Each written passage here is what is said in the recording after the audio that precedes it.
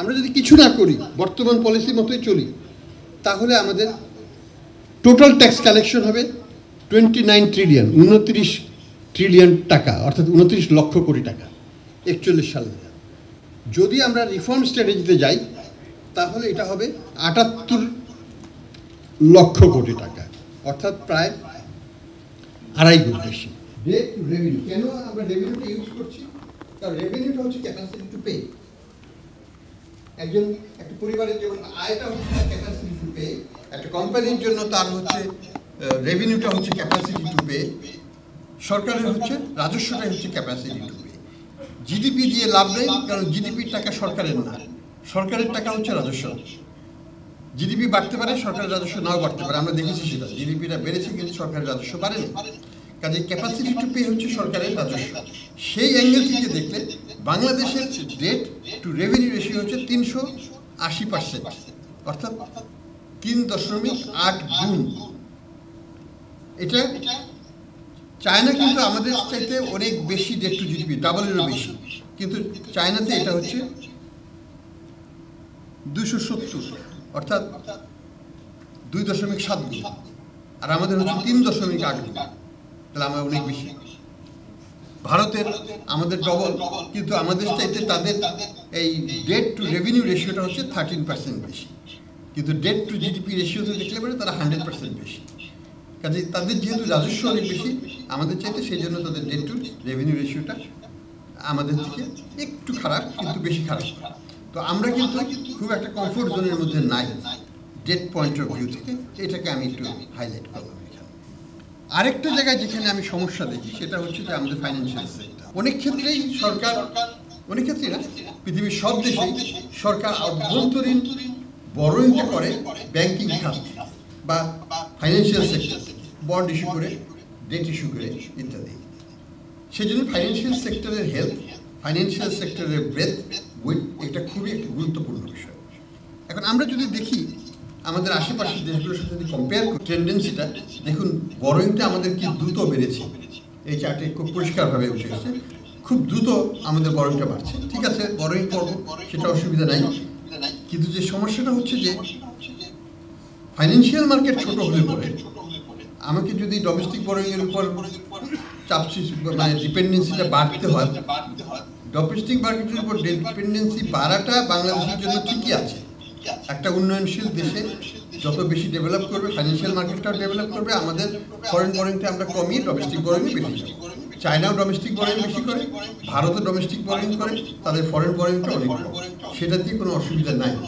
কিন্তু আমাদের অসুবিধা হচ্ছে যে আমাদের ডোমেস্টিক ফাইন্যান্সিয়াল মার্কেটটাই ছোট, এবং ছোট থেকে ছোট হয়ে যাচ্ছে। তাহলে পরে এখানে কীভাবে আমরা বলব? এবং সেই কারণেই কিন্তু আজকে যে মার্কেটে আমাদের যে মানি মার্কেটের যে টেনশন, আমাদের যে ইন্টারেস্ট রেট হঠাৎ করে 9.6 থেকে বের হয়ে আসার পরে এখন ট্রেজারি বিল রেট 13%-এ চলে গেছে, এবং খুব দ্রুত এই মাসেই হয়তো এটা 15%-এ চলে যাবে আমার ধারণা। কারণ হচ্ছে একটি কারণ, সরকার বলেছে যে তারা 1.5 লক্ষ কোটি টাকায় ব্যাংকিং খাত থেকে নেবে। বাংলাদেশ ব্যাংক বলেছে যে তারা এই বছর সরকারকে ঋণ দেবে না, অর্থাৎ টাকা ছাপাবে না। তাহলে পুরোটাই ব্যাংকিং খাত থেকে আসতে হবে। পুরোটা যদি ব্যাংকিং খাত থেকে আসে, এই বছরে ব্যাংকিং খাতে সর্বসাকুল্যে ডিপোজিট গ্রোথ হয়েছে 1,50,000 কোটি টাকা। সরকার নেবে 1,56,000 কোটি টাকা। তাহলে আমাদের ব্যক্তি খাত কী পাবে, সেটা একটা বিশালভাবে ভাবতে হবে। কাজেই এই মার্কেটে এই পরিমাণ domestic borrowing by the government is not sustainable. আমাকে ফাইন্যান্সিয়াল সেক্টরে রিফর্ম করতে হবে, আমাদের গভর্নমেন্ট সেক্টরেও রিফর্ম করতে হবে, দুটোতেই। তা না হলে কম্প্যাটেবিলিটিটা আসবে না, এবং কম্প্যাটেবিলিটি না আসলে পরে সমস্যার সৃষ্টি হবে। আমি মনে করি যে এক্সপেন্ডিচার কন্ট্রোল বাংলাদেশে হ্যাজ বিন ভেরি এফেক্টিভ, কিন্তু ইট হ্যাজ এ লিমিট। আমাদের এখানে মুসলিম চৌধুরী আছেন, আমাদের এখানে আরও ফাইন্যান্স সেক্রেটারি আছেন, তারা খুব এফেক্টিভলি এক্সপেন্ডিচার কন্ট্রোল করেছেন।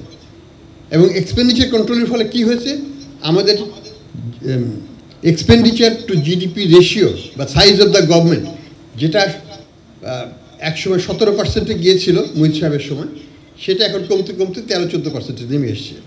অর্থাৎ আমরা রাজস্ব কম হচ্ছে, আমরা এক্সপেন্ডিচার কন্ট্রোল করছি, ফলে আমাদের সাইজ অফ দ্য গভর্নমেন্ট কমে যাচ্ছে।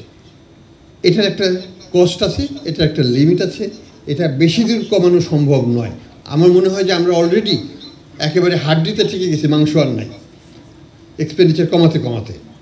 এখন আমাদের মাত্র 0.7% আমরা স্পেন্ড করি হেলথে, 1.8% করি এডুকেশনে।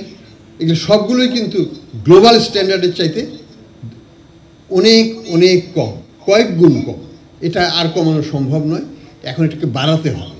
কাজেই এক্সপেন্ডিচার কন্ট্রোলটা থাকতে হবে। It is been very effective, but it has limitations. সেই লিমিটেশনটাকে মনে রাখতে হবে আমাদেরকে। শর্ট টার্মে খুব বেশি কিছু করা সম্ভব নয়। আমরাও জানি, IMFও জানি যে এই বছর যদি রিফর্ম শুরু করা হয়, রিফর্মের রেজাল্ট আসবে 3 বছর পরে, মিনিমাম 3 থেকে 5 বছর লাগবে। কাজে শর্ট টার্মে আমাদের কিছু মেজার্স নিতে হবে, কিন্তু শর্ট টার্ম মেজার্সগুলো কোথা থেকে আসবে? প্রধানত এটা আসতে হবে ট্যাক্স এক্সেমশন, ট্যাক্স এক্সপেন্ডিচার রিডাকশনের মাধ্যমে, এবং সেই এরিয়াটাতেই হাত দিতে হবে বলে আমি মনে করি। এবছর যদি ডিসক্রিশনারি ট্যাক্স পলিসি কিছু নিতে হয়, এটা এক্সপেন্ডিচার বা এক্সেমশনকে রিডাকশন করেই সেটা করতে হবে। সেই জন্য সরকারের উচিত হবে এই কম্প্রিহেন্সিভলি ট্যাক্স এক্সপেন্ডিচার রিভিউ করা, এবং যতদূর সম্ভব একটা ফেজড ওয়েতে এটাকে এলিমিনেট করে বা রিডিউস করে অন্ততপক্ষে প্রতি বছর 20,000 থেকে 25,000 কোটি টাকা ট্যাক্স এক্সপেন্ডিচার যদি সেভিংস করতে পারে সরকার, তাহলে পরে হয়তো 3 বছরে 60,000 কোটি টাকা যদি হয়, সেটা একটা রোল প্লে করবে টুয়ার্ডস ফিসক্যাল মোবিলাইজেশন। আর পরবর্তীতে যে রিফর্মগুলো হবে, সেই রিফর্মগুলো আসতে 3 বছর সময় লাগবে। তারপরের থেকে এই রিফর্মের রেজাল্ট আমরা হয়তো পেতে থাকবো, কিন্তু সেই রিফর্মগুলো এখনই শুরু করতে হবে, এবং সেই বিষয়ে মানে প্রোগ্রাম ডিজাইনিংটা এখনই হওয়া দরকার বলে আমরা মনে করি। ট্যাক্স অ্যাডমিনিস্ট্রেশনের সমস্যা আমরা সবাই জানি যে এটা এখন পর্যন্ত ওই জিওগ্রাফিক্যাল বেসড আছে, সেখান থেকে আমরা ফাংশনাল লাইনে যেতে পারি নাই, এবং এটার ফলে যেটা হচ্ছে যে ট্যাক্স অ্যাডমিনিস্ট্রেশন কিন্তু করাপশন প্রোন হয়ে যাচ্ছে। আমরা জানি যে অটোমেশন সিস্টেমটা এখানে পুরোপুরিভাবে আমরা এফেক্টিভ করতে পারি নাই এখন পর্যন্ত। এটা ম্যানুয়ালাইজড ওয়েতে আছে, পার্শিয়ালি ম্যানুয়াল, পার্শিয়ালি অটোমেটেড, এবং এই পার্শিয়ালি করাটাতেই সমস্যা হয়ে যাচ্ছে যে কোনো ট্যাক্স পেয়ারের কোনো লাভ হচ্ছে না। আলটিমেটলি তাকে রিটার্ন সাবমিট করি, আবার যেয়ে সেই রিটার্নটাকে প্রসেস করাতে হবে, ফিজিক্যালি যেতেই হবে আমাকে। তো এই জায়গাটায় এই ইন্টারফেসটাকে বন্ধ করাটা কিন্তু সম্ভব হয়নি। একটা ট্যাক্স সার্টিফিকেট অটোমেটিক্যালি জেনারেট করে দিয়ে দেওয়া উচিত, কিন্তু আমরা জানি আমাদের প্রত্যেকেরই ট্যাক্স সার্টিফিকেট আনতে আমাদের লোক পাঠাতে হবে with some money to get that certificate, which should be free. তো এই জায়গাগুলোতে যদি কাজ না করা হয়, তাহলে কিন্তু অটোমেশনের কোনো value to the tax payer আসবে না, অটোমেশনের value to the government revenue collection যেটা, সেটাও আসবে না। যে জিনিসটা আমরা দেখি সবচেয়ে অ্যাবসেন্ট, সেটা হচ্ছে এনবিআরের এখনও ওই পেপার ফাইল দিয়েই তারা কাজ করে। প্রত্যেকটা ট্যাক্স পেয়ারের উপর একটা করে ফাইল আছে, একটা করে সার্কেলের মধ্যে সেটাকে রাখা আছে, এবং সেটাকেই তারা ম্যানিপুলেট করে to exert the pressure. Central database বলে কিছু নাই, সেন্ট্রাল ডাটাবেসের উপর তথ্য সংগ্রহ, সেখানে কালেকশন, সেই জিনিসটাকে এখন পর্যন্ত এনবিআর এটা করতে পারেনি, এবং কবে পারবে আমরা জানি না। তো এই জায়গাটায় বিশালভাবে কাজ করার প্রয়োজন আছে বলে আমরা মনে করি। ভ্যাট অ্যাডমিনিস্ট্রেশনের যে মডার্নাইজেশন, এখানে আমাদের এখানে জাহাঙ্গীর সাহেব আছেন, উনি জানেন যে চেষ্টা করা হয়েছিল। এখানে আমাদের ফর্মার চেয়ারম্যান উনিও আছেন, সাকসেসফুল হয়নি এখন পর্যন্ত। এটা অটোমেশন যেভাবে চিন্তা করা হচ্ছিল সেইভাবে হয়নি, হাফ বেক কেক হিসেবেই রয়ে গেছে, এবং ফিজিক্যাল ইন্টারভেনশনটা গ্রসলি প্রিভেইলিং, সেটা এখন পর্যন্ত আছে। এই সিস্টেমের যে ফেস টু ফেস ডিলিং, এই জায়গাটাকে যদি আমরা বন্ধ করতে না পারি, তাহলে কিন্তু ট্যাক্স ডিপার্টমেন্টের করাপশন এবং কস্ট ডিপার্টমেন্টের এফিসিয়েন্সি আমরা বাড়াতে পারবো না। আমাদের ট্যাক্সের এফিসিয়েন্সি হচ্ছে, it's not the rate is the problem. Rate কিন্তু আমাদের ভালো, রেট কিন্তু যে রেটে আমাদের ট্যাক্স রেট ইম্পোজ করা হয়েছে, তাতে কিন্তু আমাদের এফিসিয়েন্সি আমরা এস্টিমেট করে দেখেছি 1/3, অর্থাৎ 3 গুণ বেশি রেভিনিউ করা যায় এই রেট দিয়ে, কিন্তু আমরা পারছি না। এবং তার মূল কারণটা হচ্ছে অ্যাডমিনিস্ট্রেটিভ ফেইলিওর। আমরা এই সার্কেল বেস সিস্টেম থেকে ফাংশনাল বেস সিস্টেমে যেতে পারি নাই, এবং এটা যেতে দেওয়া হচ্ছে না, এটা দেওয়া হবে না। ভ্যাট সিস্টেমের জন্য ফাংশনাল লাইনে ডিজাইন করে সব কিছু কিন্তু এনবিআরকে দেওয়া হয়েছিল, কিন্তু এটা put to the drawer, it never, আলো দেখে না আর। তো এই যে জিনিসগুলো করা হচ্ছে, অর্থাৎ ডেলিবারেটলি রিফর্ম এজেন্ডাকে আন্ডারমাইন করে দেওয়া হচ্ছে, এটার ফলে প্রোগ্রেস হচ্ছে না এবং প্রোগ্রেস হবে না এইভাবে চলবে। Tax payer separation of policy and administration, এটাতে বহুদিন ধরে কথা হচ্ছে, নতুন করে আমি কিছু বলবো না, শুধু রিটায়ার্ড করবো যে it's a very important thing. Important এই জন্য যে let NBR focus on tax administration alone, they don't have either the knowledge of tax policy, এটার ইনসিডেন্স অ্যানালাইসিস এবং এটার ইকুইটি অ্যাসপেক্ট, এগুলো নিয়ে তাদের সময় দেওয়ার সময়ও নেই এবং সেই ধরনের অভিজ্ঞতাও তাদের নেই। কাজে তারা ট্যাক্স অ্যাডমিনিস্ট্রেশনই ফোকাস করুক, following the guidelines of the principles of tax policy, যেটা ট্যাক্স পলিসি ডিপার্টমেন্ট বা ডিভিশন হ্যান্ডেল করবে, সেটাকে সেপারেট করে দেওয়াটাই ভালো। এবং সারা বছর ধরে এই কার্যক্রম চলবে, হিয়ারিং চলবে, ইত্যাদি চলবে। শুধুমাত্র বাজেটের 3 মাস আগে গণশুনানির ব্যবস্থা করাটা, এটা আমার মনে হয় না এটা যৌক্তিক। এটা ইয়ার রাউন্ড চলতে পারে একটা সেপারেট ডিপার্টমেন্টে। এই দাবিটা কিন্তু বিজনেস কমিউনিটি থেকেও আসছে এবং এটা আমি মনে করি যে সরকারের উচিত এটা পলিটিক্যালি এটা একটা ডিসিশন নিয়ে এটা করে ফেলা। তা না হলে এটা এক ধরনের ভিশিয়াস সার্কেলের মধ্যে থাকে এবং যারা অ্যাডমিনিস্ট্রেট করে তারাই যদি পলিসি করে, এটার মধ্যে একটা contradiction and conflict of interest develop করে এবং সেটা আমরা সবাই জানি। ভ্যাট সিস্টেমের যে রিফর্ম, এটার ব্যাপারে আমি বেশি কিছু বলবো না, আমি শুধু এটুকুই বলবো যে 2012 সালে যে ভ্যাট সিস্টেম, ভ্যাট লটা করা হয়েছিল, সেটা কিন্তু মোটামুটিভাবে আমি বলবো, আমাদের এখানে ডক্টর মশিউর রহমান সাহেব আছেন, উনি এটাকে ফাইনালি সাইন অফ করেছিলেন, আমরাও সেখানে ছিলাম আমাদের এখানে।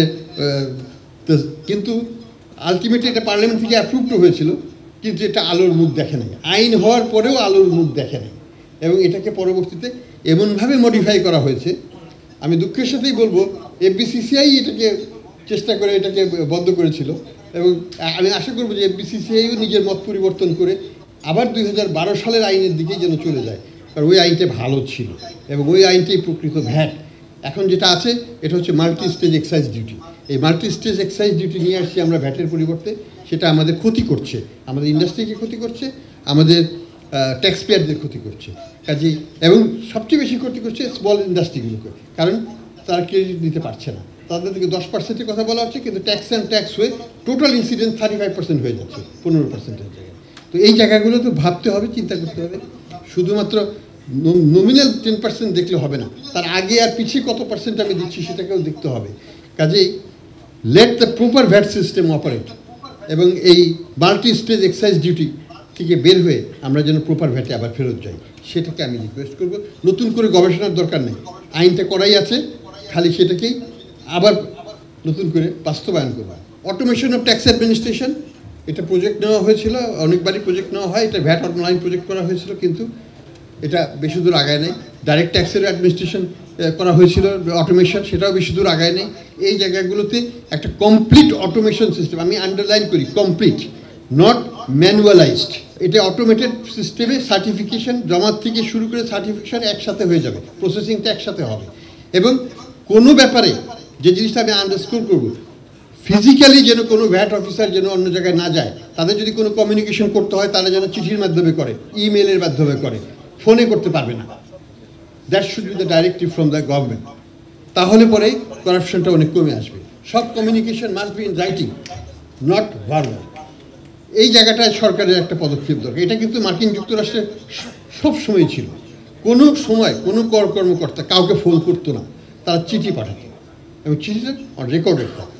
সেই জায়গাটায় যদি আমরা চলে যেতে পারি, আমি মনে করি যে আমরা করাপশনকে কমিয়ে আনতে পারবো এবং ট্যাক্স পেয়ারদের অনেক সুবিধা হবে তাতে, তাদের কেসটাকে ফলো আপ করতে। আমি ট্যারিফে আলোচনা যাব না, আমাদের সাথে ডক্টর জাহিদ সত্তার সাহেব আছেন, উনি সেই বিষয়ে আলোচনা করবেন। আমি শুধু এটুকুই বলবো যে আমাদের লাস্টে আমি চলে আসছি, not doing the reform is not an option. আমরা আমাদের পিঠ দেওয়ালে ঠেকে গেছি, এখন আমাদের কিছু করতে হবে। এখানে আমি কিছু সিনারিও দিয়েছি, সিনারিও থেকে যেটা আমি বলবো, যদি আমরা কিছু না করি তাহলে আমাদের ট্যাক্স জিডিপি রেশিও কমতে থাকবে, ধীরে ধীরে কমতে থাকবে। এখন এটা কমতে কমতে 7.6 আছে, আগামী 5-7 বছরের মধ্যে এটা 7.3-এ যাবে, তারপরে কমতে কমতে 6.8-এ চলে যাবে। বাই দ্য টাইম যখন আমাদের ইন্ডাস্ট্রিয়াল কান্ট্রি হয়ে যাওয়ার কথা, আমাদের ধনী দেশ হয়ে যাওয়ার কথা, সেটা 6.8-এ কিন্তু আমরা উন্নত দেশে হতে পারবো না, এটা মনে রাখতে হবে। পৃথিবীর কোনো দেশ 10% নিচে ট্যাক্স জিডিপি রেশিও দিয়ে এই হাই ইনকাম কান্ট্রি হতে পারে না, বাংলাদেশও পারবে না। কাজেই এই যে বিজনেস অ্যাজ ইউজুয়াল সিনারিও, যেটা রেড লাইন, সেটা অ্যাকসেপ্টেবল না। আমাদের যেটা বলা হয়েছিল সরকারের পার্সপেক্টিভ প্ল্যানে, যেটা করা হয়েছিল 2041 সাল নাগাদ, 21.9% ট্যাক্স টু জিডিপি রেশিও হবে, সেটা এখনও অ্যাটেনেবল না। আমরা অনেক সময় হারিয়ে ফেলেছি।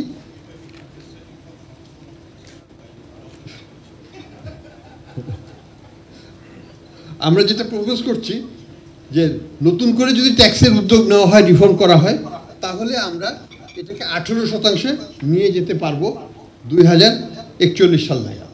18% কম নয়, বর্তমান থেকে প্রায় 3 গুণ। এবং যদিও শুনতে মনে হয় আমরা ভারতে বর্তমানে যে অবস্থায় আছে, আমরা 41 সালে সেই ভারতের সেই অবস্থায় যাব। আমরা নেপাল যে অবস্থায় আছে, আমরা 41 সালে তার সাথে কম অবস্থায় যাব। কিন্তু আমি মনে করি বাংলাদেশের প্রেক্ষাপটে it will be a challenge, and let's be modest and try for that 18% target. সেটা করতে গেলেও করাটা দরকার, কারণ ইম্প্যাক্টটা কিন্তু দেখেন এই চার্টে খুব সুন্দরভাবে তা আমরা তুলে ধরেছি। আমরা যদি কিছু না করি, বর্তমান পলিসি মতোই চলি, তাহলে আমাদের টোটাল ট্যাক্স কালেকশন হবে 29 ট্রিলিয়ন, 29 ট্রিলিয়ন টাকা, অর্থাৎ 29 লক্ষ কোটি টাকা 41 সালে। যদি আমরা রিফর্ম স্ট্র্যাটেজিতে যাই, তাহলে এটা হবে 78 লক্ষ কোটি টাকা, অর্থাৎ প্রায় 2.5 গুণ বেশি। আমি কিন্তু পার্সপেক্টিভ প্ল্যানের কথা বললাম না, সরকারের পার্সপেক্টিভ প্ল্যান 41, এখানে কিন্তু বলা হয়েছে যে লেভেলে, তাতে রাজস্বটা হবে 95 লক্ষ কোটি টাকা। সেটা আমি এখন ধরলাম না, ওটাকে আমি ধরেই নিলাম যে ওটা আমাদের পক্ষে অর্জন করা আর সম্ভব নয়। We lost time, but let's work for a second best solution. এবং এই 78 লক্ষ কোটি টাকা যদি আমরা নিতে পারি, তাহলে কিন্তু আমরা অনেক কিছু করতে পারবো। আমরা কি করতে পারবো? আমাদের we can double the expenditure on education, we can double or triple, we can triple or quadruple আমাদের হেলথের এক্সপেন্ডিচারটাকে আমরা ট্রিপল অর কোয়াড্রাপল 3 থেকে 4 গুণ বাড়াতে পারবো। আমাদের সোশ্যাল এক্সপেন্ডিচার আমরা ডাবল করতে পারবো। এবং তারপরেও আমাদের 1.5 থেকে 2% অফ জিডিপি থাকবে অন্যান্য খাতে খরচ করার জন্য। তো সরকারের জন্য এটা একটা ফিসক্যাল স্পেস ক্রিয়েট করবে, যে স্পেসটা সরকারের যে দিক নির্দেশনা, যে দর্শন, যে অবজেক্টিভ, যে লক্ষ্য, সেই অর্জনের দিকে সরকারকে নিয়ে যাবে। চ্যালেঞ্জ হচ্ছে পলিটিক্যাল ইকোনমি, এবং এই পলিটিক্যাল ইকোনমি চ্যালেঞ্জ ওভারকাম করতে হবে। হ্যাঁ, আমি প্রায় এই পলিটিক্যাল ইকোনমি চ্যালেঞ্জটাই হচ্ছে মেইন, এবং এটাকে ওভারকাম করতে পারলে জিনিসটা হবে। আমরা জানি যে অনেক ক্ষেত্রেই রিফর্ম করতে গেলে, এবং গতবারের ভ্যাটের রিফর্মের ক্ষেত্রে আমরা দেখেছি যে পলিটিক্যাল ইকোনমিক চ্যালেঞ্জের কারণেই এটা করা সম্ভব হয় না। কাজেই এই জায়গাটাতে বিশেষভাবে নজর দিতে হবে সরকারকে, যে দেশের স্বার্থে, জাতির স্বার্থে business as usual is not an option. And সময়টা কিন্তু এখনই, 5 বছরের সরকারের এখন আমরা ফার্স্ট ইয়ারের ফার্স্ট ফিউ মান্থসে আছি। এখনই যদি শুরু করা হয়, এখনই যদি রাজনৈতিকভাবে সিদ্ধান্ত কঠোরভাবে নেওয়া হয়, তাহলে এই রিফর্মটা সাকসেসফুলি করা সম্ভব হবে। So we should start now, not later. Thank you.